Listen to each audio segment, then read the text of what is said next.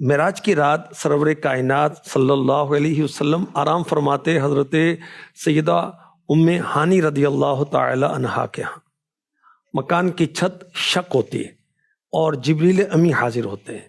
اللہ کے محبوب آرام فرمائیں, جگانا کیسے؟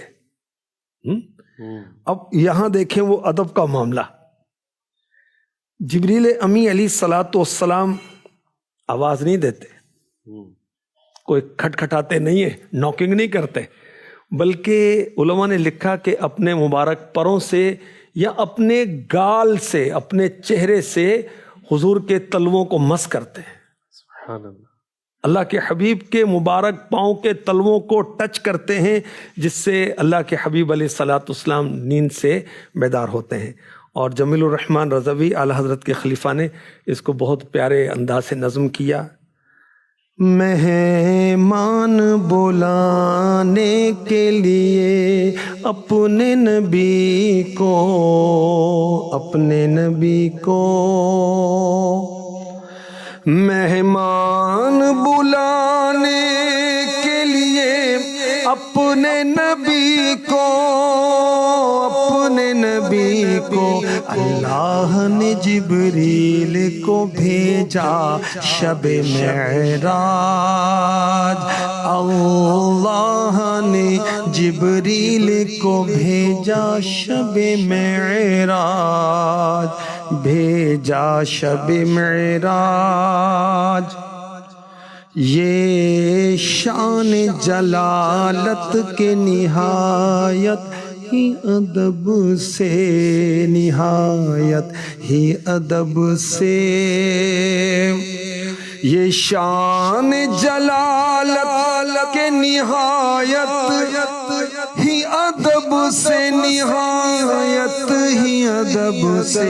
جبریل نے آقا کو جگایا شب معراج, جبریل نے آقا کو جگایا شب معراج.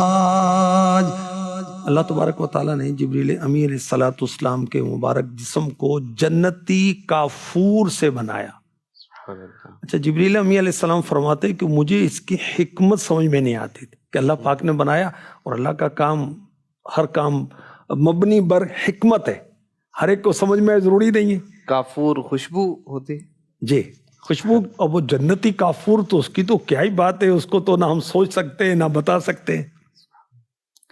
اب فرماتے ہیں جب میں بارگاہ رسالت میں شب معراج حاضر ہوا تو کیسے بیدار کروں, پریشان تھا.